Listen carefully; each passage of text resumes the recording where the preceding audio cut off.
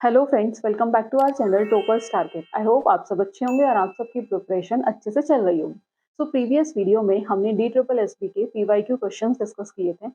उसी को कंटिन्यू करते हुए आज की इस वीडियो में हम उसके आगे के क्वेश्चंस डिस्कस करने वाले हैं। आई होप आपने प्रीवियस वीडियो देख ली होगी। अगर अभी तक भी आपने वो वीडियो नहीं देखी है तो उस वीडियो को जरूर देख लें, उसका लिंक आपको डिस्क्रिप्शन बॉक्स में मिल जाएगा। तो आज की वीडियो को स्टार्ट करते हैं। क्लास स्टार्ट करने से पहले अगर अभी तक भी आपने चैनल को सब्सक्राइब नहीं किया है तो चैनल को सब्सक्राइब कर ले और वीडियो को लाइक करना ना भूले। तो वीडियो को शुरू करते हैं। तो जो सबसे पहला क्वेश्चन है, क्वेश्चन नंबर 21। 20 क्वेश्चन हम प्रीवियस वीडियो में ऑलरेडी डिस्कस कर चुके हैं। आगे स्टार्ट करते हैं क्वेश्चन नंबर 21 से। Lichen are form as a symbiotic association between which organism. कि जो लाइकन है वो इनमें से किस ऑर्गेनिजम्स के बीच में सिम्बायोटिक एसोसिएशन फॉर्म करता है। अगर बात करें द टर्म लाइकन किसने दी थी, तो वो किसने दी थी? The term lichen was coined by that is Theophrastus. Theophrastus. Generally DSSB के एग्जाम्स में डायरेक्ट क्वेश्चंस आते हैं, तो ये आप ध्यान रखना कि जो टर्म लाइकन थी वो किसने दी थी? वो दी थी Theophrastus. After that study of lichen is known as lichenology. Lichenology, ठीक है। सिम्बायोटिक एसोसिएशन देखने से पहले, उससे पहले हम टर्म समझते हैं सिम्बायोसिस क्या होता है। तो जो सिम का मतलब होता है, सिम मतलब दैट इज सिंग। सिम का क्या मतलब है? सिम। और बायो मीन्स लाइक। तो सिम्बायोसिस एक ऐसा रिलेशनशिप है जहां पर दो या उससे ज्यादा स्पीसीज एक दूसरे के साथ रहते हैं। अब हमें 3 टाइप्स का सिम्बायोसिस देखने को मिलता है। पहला है म्यूचुअलिज्म, दूसरा है कॉम्युनलिज्म और थर्ड है पैरासिटिज्म। तो जो म्यूचुअलिज्म होता है, इसमें क्या होता है, जो दोनों स्पीसीज होती हैं दोनों का ही क्या होता है? बेनिफिट होता है। अगर बात करें कॉम्युनलिज्म की, इसमें क्या होता है, एक स्पीसीज का बेनिफिट होता है बट जो दूसरी स्पीसीज है ना तो उसे कोई बेनिफिट हो रहा है ना ही कोई हार्म हो रहा है। आफ्टर दैट थर्ड है दैट इज पैरासिटिज्म। इसमें क्या होता है? पैरासिटिज्म में इसमें एक स्पीसीज का बेनिफिट होता है और दूसरे स्पीसीज का क्या होता है? हार्म हो रहा है। तो ये क्या है? म्यूचुअलिज्म, कॉम्युनलिज्म और पैरासिटिज्म। अब क्वेश्चन में पूछा है सिम्बायोटिक एसोसिएशन, मतलब जहां पर दोनों स्पीसीज का क्या होता हो? बेनिफिट हो रहा हो। तो फर्स्ट है bacteria fungi, bacteria algae, algae fungi और एल्गी प्रोटोजोआ। तो सिम्बायोटिक एसोसिएशन का जो एग्जांपल है कि जो लाइकेन फॉर्म जो करता है सिम्बायोटिक एसोसिएशन, वो किस किस के बीच में करता है? तो वो करता है एल्गी और फंजाई। फंजाई क्या एब्जॉर्ब करते हैं? ये करते हैं वाटर एंड न्यूट्रिएंट। वहीं एल्गी क्या करते हैं? एल्गी फूड प्रिपेयर करते हैं। एल्गी क्या करते हैं? फूड प्रिपेयर करते हैं। किसके लिए? फंजाई के लिए। और फंजाई क्या करता है? वाटर और न्यूट्रिएंट एब्जॉर्ब करता है। किसके लिए? एल्गी के लिए। तो इन दोनों के बीच में कैसा एसोसिएशन है? सिम्बायोटिक एसोसिएशन है। तो उसके अकॉर्डिंग जो थर्ड ऑप्शन होगा, एल्गी और fungi is the correct answer. Next question, question number 22 है, who among the following has first propose the concept of ecology.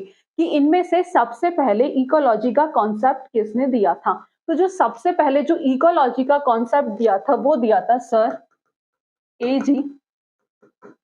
ट्रांसले। Let's see option.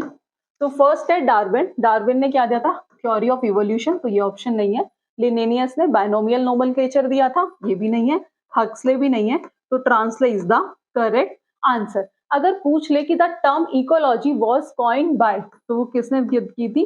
Ernest हेक्यल।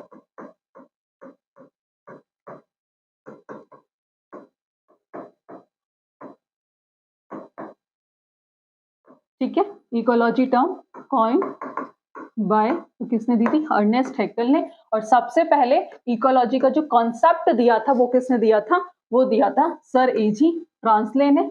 After that important है, लिनेनियस का भी generally पूछ लिया जाता है। तो इन्होंने क्या दिया था? इन्होंने दिया था बायनोमियल नोमेनक्लेचर।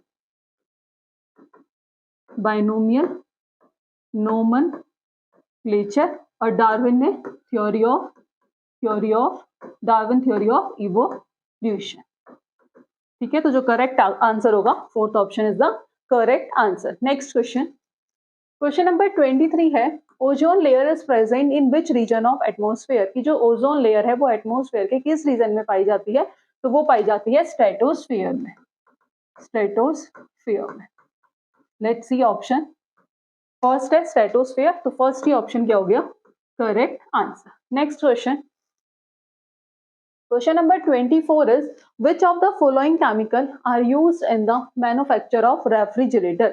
कि रेफ्रिजरेटर के निर्माण में निम्नलिखित में से किस रसायन का उपयोग किया जाता है? तो किसका, कौन से केमिकल का यूज करते हैं हम? तो वो होता है CFC. CFC stand for fluorofluorocarbon, ठीक है. And chlorofluorocarbon compound contain carbon, chlorine and fluorine तो let's see option. First option है chlorofluorocarbon is the correct answer. Chlorofluorocarbon is the correct answer. Next question. Question number 25 है, which of the following cell organelle is not present in animal cell? कि इनमें से ऐसा कौन सा cell organelle है जो एनिमल सेल में प्रेजेंट नहीं होता है? Let's see.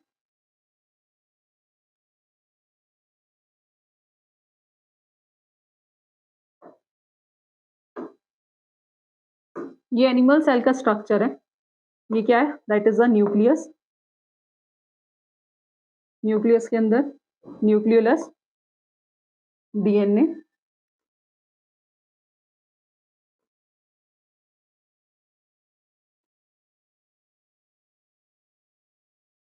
That is a mitochondria. और इसके अंदर क्या प्रेजेंट होता है? साइटोप्लाज्म, ठीक है. लेट्स सी, नेमिंग करते हैं. न्यूक्लियर मेम्ब्रेन, ठीक है. ये क्या है? Cell membrane, that is a cell membrane. ये क्या है? दैट इज अ माइटोकॉन्ड्रिया, ठीक है. न्यूक्लियोलस, ठीक है. क्रोमेटिन, थ्रेड लाइक स्ट्रक्चर, ठीक है. और साइटोप्लाज्म, गोल्जी बॉडीज, राइबोसोम्स, ये भी सब एनिमल सेल में प्रेजेंट होते हैं. तो this is the structure of animal cell. ये क्या है? सेल मेम्ब्रेन है. But cell wall animal cell के अंदर प्रेजेंट नहीं होती है. वो किसके अंदर प्रेजेंट होती है सेल वॉल? वो होती है प्लांट सेल के अंदर. किसके अंदर प्रेजेंट होती है? प्लांट सेल के अंदर. बट एनिमल सेल में सेल वॉल एब्सेंट होती है. तो लेट्स सी, इसमें क्या होता है? सेल मेम्ब्रेन होता है, nuclear membrane, nucleolus, chromatin, cytoplasm, mitochondria, ये सब सेल ऑर्गेनल प्रेजेंट होते हैं. तो लेट्स सी, न्यूक्लियस होता है, राइबोसोम्स भी होता है, गोल्जी भी है, but cell wall is not present in animal cell.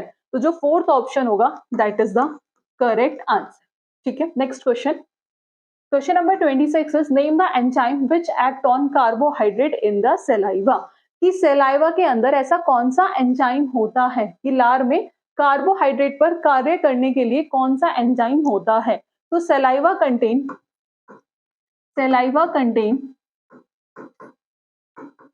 salivary amylase. saliva contain salivary amylase. तो कौन सा एंजाइम कंटेन करती है saliva? Saliva contain salivary amylase. और जो किसमें हेल्प करता है? Which perform the digestion of carbohydrate. Which perform the digestion of carbohydrate.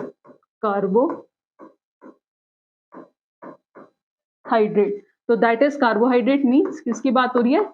Starch. So starch in the presence of salivary amylase maltose. So let's see. First option, pepsin incorrect, trypsin incorrect, cellulose incorrect, amylase is the correct answer. जो fourth option है that is a salivary amylase is the correct answer. तो जो आपका fourth option है ये आपका सही answer है कि सलाइवा क्या कंटेन करता है? salivary amylase जो which perform the digestion of carbohydrate. Next question. Question number 27 is, name the filtration unit of the excretory system in human. Human के अंदर जो excretory system है उसमें बताना है कि filtration unit का नाम क्या है. तो filtration unit क्या होती है excretory system में? that is nephron. Let's see, first option neurons incorrect, nephron is the correct answer. Next question. Question number 28 is lysosome are also called as, कि लाइसोसोम को हम और किस नाम से जानते हैं? तो फर्स्ट ऑप्शन है power house of the cell. As we all know कि power house of the cell कौन है? That is mitochondria, that is known as mitochondria. Next is protein factory. Protein previous video में भी हमने discuss किया था कि प्रोटीन फैक्ट्री कौन है, कौन करता है प्रोटीन का सिंथेसिस? राइबोसोम। राइबोसोम ये क्या करता है? प्रोटीन का सिंथेसिस करता है, that's why is known as protein factory of the cell. Protein factories of the cell. After that next is suicidal bag. तो सुसाइडल बैग किसे कहते हैं? वो कहते हैं लाइसोसोम। तो करेक्ट ऑप्शन जो होगा third option is the correct answer. Suicidal bag is the correct answer कि lysosome are also called as suicidal bag. बाकी लास्ट ऑप्शन भी देख लेते हैं, किचन ऑफ द सेल। तो किचन ऑफ द सेल्स किसे कहते हैं? प्लास्टिड्स। तो यहां से भी क्वेश्चंस बन सकते हैं, तो ये आपको पता होना चाहिए कि power house of the cell mitochondria, protein factory ribosome, suicidal bag lysosome और kitchen of the cell that is known as plastid. Next question, question number 29 is mycorrhizae are क्या है? नाइट्रोजन फिक्सिंग बैक्टीरिया नहीं है, वो कौन होता है? Rhizobium. Carbon fixing bacteria ये भी नहीं है। नाइट्रोजन फिक्सिंग प्रोटोजोआ ये भी नहीं है। जो फोर्थ ऑप्शन है mycorrhizae are nitrogen fixing fungi. क्या है माइकोराइजिया? Nitrogen fixing fungi. जो फोर्थ ऑप्शन है that is the correct answer. Next question पर मूव करते हैं। Question number 30 is red root is disease of the following crop, कि जो रेड रूट है वो इनमें से किस फसल का रोग है? तो रेड रूट किसमें होती है? वो होती है शुगर केन। Sugar cane. तो जो फर्स्ट ऑप्शन है wheat incorrect, sugarcane is the correct answer. Red root is the disease of sugarcane. It is one of the most severe of the known diseases of sugarcane. तो red root किस क्या है? Is the disease of sugarcane. ठीक है, जो सबसे पहले describe की थी वो किसने की थी? From Java by Went in 1893। It was first describe from Java by Went in 1893 की जो सबसे पहले डिस्क्राइब हुई थी कहाँ हुई थी? जावा से किसके थ्रू? वेंट के थ्रू इन 1893। नेक्स्ट क्वेश्चन देखते हैं। Question number 31 is which of the following are responsible for acid rain formation, कि एसिड रेन फॉर्मेशन के लिए कौन रिस्पॉन्सिबल है? कार्बन डाइऑक्साइड, तो कार्बन डाइऑक्साइड तो नहीं होता। कार्बन मोनोऑक्साइड ये भी नहीं है। कार्बन डाइऑक्साइड नहीं है। Next is sulphur dioxide and nitrogen oxide. तो sulphur dioxide and nitrogen oxide is the correct answer. Let's see कि जो एसिड रेन जो कोज होती है वो किसके थ्रू होती है? जब केमिकल रिएक्शन होती है किस किस कंपाउंड्स के बीच में? सल्फर डाइऑक्साइड और nitrogen oxides are release into the air, कि जब ये एयर में क्या होते हैं? रिलीज होते हैं, और जब इनके अंदर केमिकल रिएक्शन होती है तब एसिड रेन कोज होती है। और ये सब्सटेंस जब एटमॉस्फेयर में बढ़ जाए और ये वाटर के साथ, ऑक्सीजन के साथ, बाकी अदर केमिकल के साथ जब ये रिएक्ट करते हैं to form more acidic pollutant जिसे हम कहते हैं acid rain. So oxide of sulphur plus water that is sulphuric acid and oxide of nitrogen plus water nitric acid. Next question, question number 32 is which of the following occur when an organism, की इनमें से क्या होता है? निम्नलिखित में से क्या होता है कि when an organism absorb the chemical eight faster rate, कि जब ऑर्गेनिजम्स क्या केमिकल्स को क्या कर रहा है? फास्टर रेट पे एब्जॉर्ब कर रहा है then the metabolic capacity of their body, कि किसके कंपैरिजन में? कि बॉडी के मेटाबॉलिक कैपेसिटी के कंपैरिजन में जो ऑर्गेनिज्म है वो क्या कर रहा है? फास्टर रेट से केमिकल्स को एब्जॉर्ब कर रहा है। तो उसे हम क्या कहते हैं? तो उसे हम कहते हैं, इनमें से क्या होता है? वो होता है bio accumulation. Bio accumulation. Generally जो इनमें कंफ्यूजन होता है वो होता है बायो एक्युमुलेशन और बायो मैग्निफिकेशन को लेकर। तो लेट्स सी बायो एक्युमुलेशन क्या होता है? Increase in concentration of a pollutant in an organism. Organisms के अंदर की जो पॉल्यूटेंट की कंसंट्रेशन है वो बढ़ जाए, उस केस में हम कहते हैं बायो एक्युमुलेशन। बायो मैग्निफिकेशन क्या होता है? कि फूड चेन के अंदर पॉल्यूटेंट की कंसंट्रेशन इंक्रीज हो जाए। Increase in concentration of pollutant in a food chain, की फूड चेन के अंदर पॉल्यूटेंट की कंसंट्रेशन बढ़ जाना, तो that is known as biomagnification. और ऑर्गेनिज्म के अंदर जब पॉल्यूटेंट की कंसंट्रेशन इंक्रीज होती है तो उसे हम कहते हैं बायो एक्युमुलेशन। तो इस केस में जो करेक्ट आंसर होगा वो होगा second option, bio accumulation. Next question, question number 33 is which of the following is an example for persistent organic pollutant, कि इनमें से कौन सा persistent organic pollutant का एग्जाम्पल है। तो आप एग्जाम्पल तब बता पाओगे तब आपको पता होगा कि persistent organic pollutant क्या होता है। तो persistent organic pollutant that is POP, ये एक organic chemical substance है that is they are carbon based, कि किसके ऊपर बेस्ड है, कार्बन के ऊपर। अगर एग्जाम्पल की बात करें तो that is DDT, dichloro diphenyl trichloro ethane. ठीक है, तो फर्स्ट है HNO3, तो इसमें कहीं कार्बन नहीं है, इनकरेक्ट। H2SO4, इसमें भी कहीं कार्बन नहीं है, इनकरेक्ट। हेक्साक्लोरोबेंजीन, इसमें कार्बन है, तो third option is the correct answer. तो that is the persistent organic pollutant का जो एग्जाम्पल है वो कौन है, हेक्साक्लोरोबेंजीन। और फोर्थ ऑप्शन भी क्या हो गया, इनकरेक्ट। नेक्स्ट क्वेश्चन मूव कर, नेक्स्ट क्वेश्चन देखते हैं।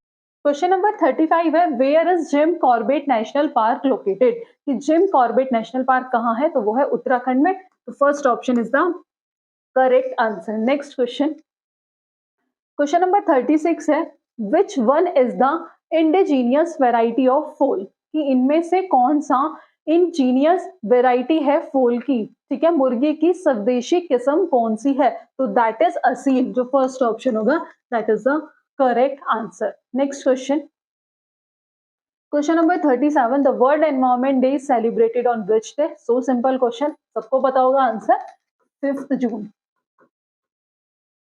तो first option is the correct answer. Next question, question number 38 is blue revolution is associated with which of the following, की ब्लू रिवोल्यूशन इनमें से किससे एसोसिएटेड है। तो किससे एसोसिएटेड होता है, एक्वाकल्चर से। ये हमने प्रीवियस क्लास में भी डिस्कस किया था।